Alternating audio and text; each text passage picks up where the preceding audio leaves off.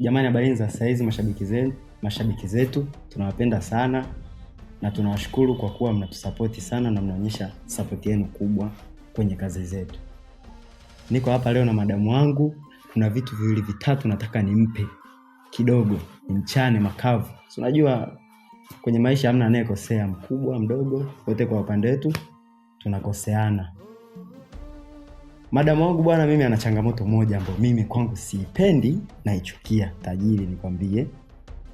Tajiri ananikera pale anaposema tuko tunashoot seti, scene haiwezekani kuchitika, alafu yeye anakuambia tuchiti hiyo. Umeona?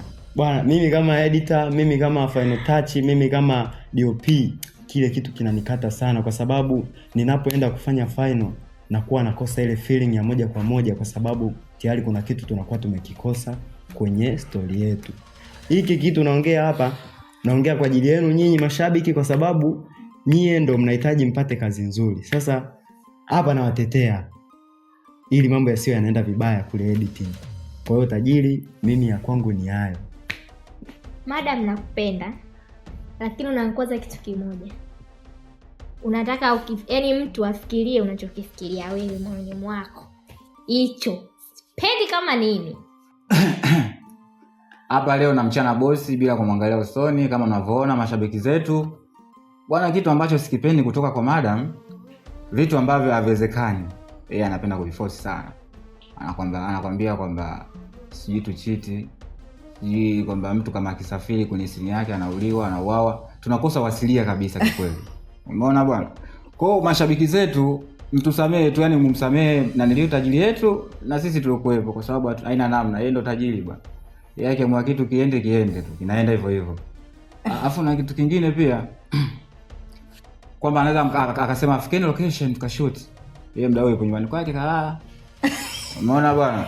Akifika pale, vipi mmeshoot? Hatujashoot, hatujui muongozo wa schedule. Tumieni akili. Hayo ni matumizi mabaya ya akili. Yaani huwezi kutumia akili kwenye matumizi mabaya ya akili. Kwa hiyo bwana, tajiri yangu ni hicho tu, tajiri unabuku hapo. Asante, nimemaliza. Habari za saa hizi. Leo hii ni siku nzuri kabisa, mimi nilikuwa namsubiria bosi wangu hapa. Mwasika Koso. Bwana bosi ana changamoto, lakini itabidi leo nikwambie. Usinifukuze tu, maana wewe ndio tegemezi langu. Wewe tatizo lako ni moja. Unaweza ukanitoa huko mwenyewe nikoe machapati yangu huko na maandazi na maharage. Mama, njoo. Ukija setting bado unakata masaa, naumia na unanikwaza hatari. Kingine ufike location sasa. Saa hizo ndio ushasoma script haijakaa. Unasikia mama kula chuma. Yaani nikifikiria nawaza yani sema tu ni mwanangu. Namvumilia, hicho ndio kinachonikwaza kwako bibi. Haya, asante. Damwasi, mimi nakupenda.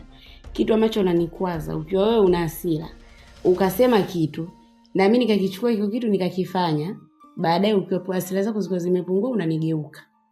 Unaniambia kwani ulishindwa kutumia akili? Jiongeze. Unanikwaza sana. Iko tu, vingine hivyo tunaenda sawa. Iko tu unanikwaza. Damwasi, mimi nakupenda. Tena nakupenda sana, ila tu kuna jambo moja hilo acha nikwambie leo. Yaani hicho kitu kinanikwaza. Cha kwanza, yaani ukiwa na hasira na mtu mmoja, unatuunganisha wote. Yaani baba mwenye nyumba kakuuzi, au kakuuzi mwalimu wa mishi, wewe ujali. Yaani ukifika, mbona mjafanya hivi? Tulikuwa tunakusubiri wewe. Kwa hiyo mpaka mimi ndo mshuti. Mnashindwa kutumia akili. Mnashindwa kujiongeza. Tunajiongeza, mimi mzee Chimwaga hayupo. Sio, unaelewa? Kwa hiyo kuna kitu kingine kinanibu. Na kingine, Damwasi na shida ya buku. Mimi sina. Yaani ukisema tu sina, sema nakupa baadaye. Mimi sipendi unavyoniambia una hela. Kati mimi nataka niwe kama wewe, najua una hela, unapojishusha kwangu unaniambia una hela na nalalamikia. Mimi sipendi. Yaani hicho kitu mimi sikipendi. Yaani mimi nataka hata kama ndio watu na hela tu nataka uwe unajificha kwamba mimi Mwasika Koso sina, kwa sababu mimi hapa sasa hizi nataka niwe kama wewe. Hiyo unapolalamikia mimi shida wasanii tunakaa tunasema Damwasi leo ana hela, nataka ujibrand. Mimi nataka ujibrand sasa hizi. Damwasi, mimi nakupenda. Kitu ambacho sikipendi kwako, unapika wali nyumbani kwako, utapika chakula kizuri, utamuita DOP, utamuita na editor. Sisi wengine unatuacha. Mimi hicho unanikwaza. Alafu na jambo lingine, tukishakuelekeza kitu, unapaniki, unakuja juu, unasema autumie akili. Mimi hilo ya utumie akili siipendi, unanikwaza kusema za ukweli. Mimi yangu hayo tu. My name is Ali Mamba.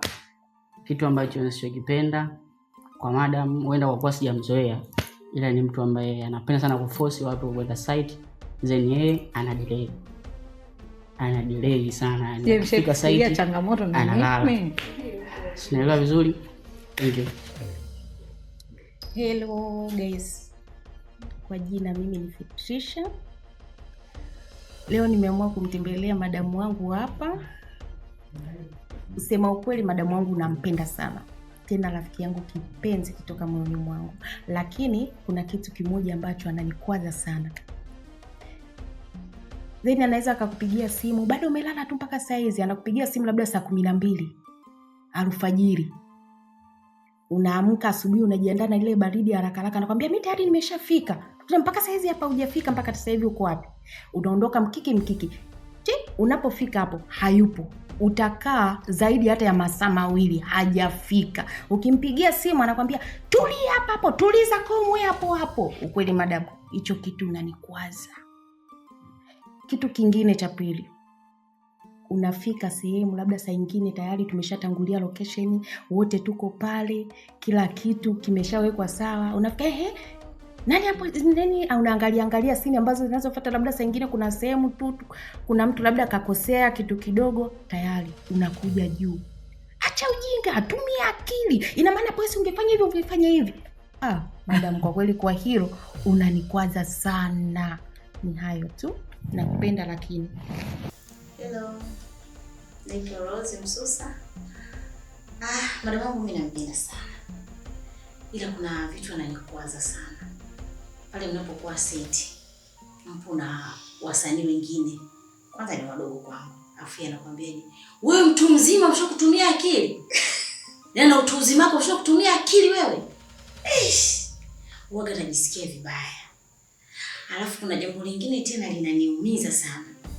Nadhani hata leo nilirudia hilo neno.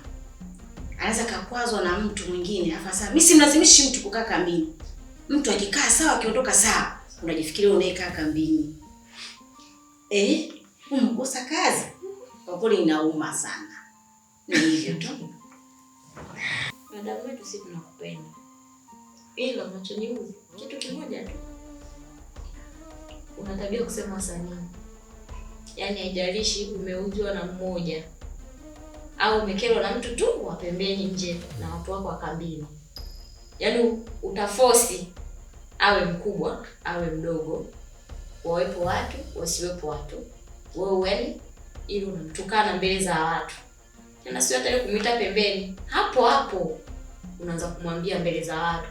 Tena especially bora hata sisi wadogo, wakubwa unawasema mbele za watu. Hiyo inatuuma, si hatupendi. Tukikosea, kuna wasanii wengine nje na kambi yako, tuite pembeni. Sio hapo unatusema, sisi tunaumia. Japokuwa tuseme. Hilo tu, ila nakupenda. Asante.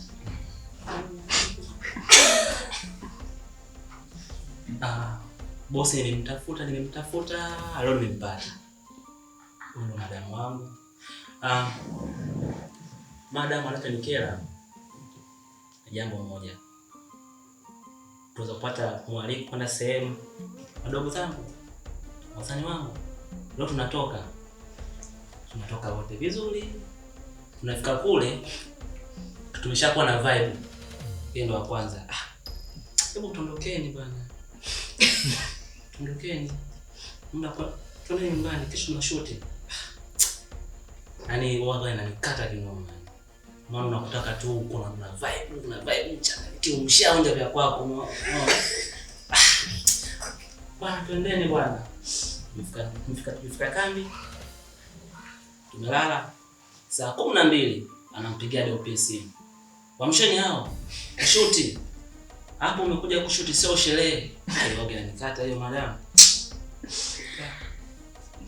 Madam nakupenda, ila sipendi muda wangu wa kucheza unaniita nikashuti. Sawa, nimekuelewa.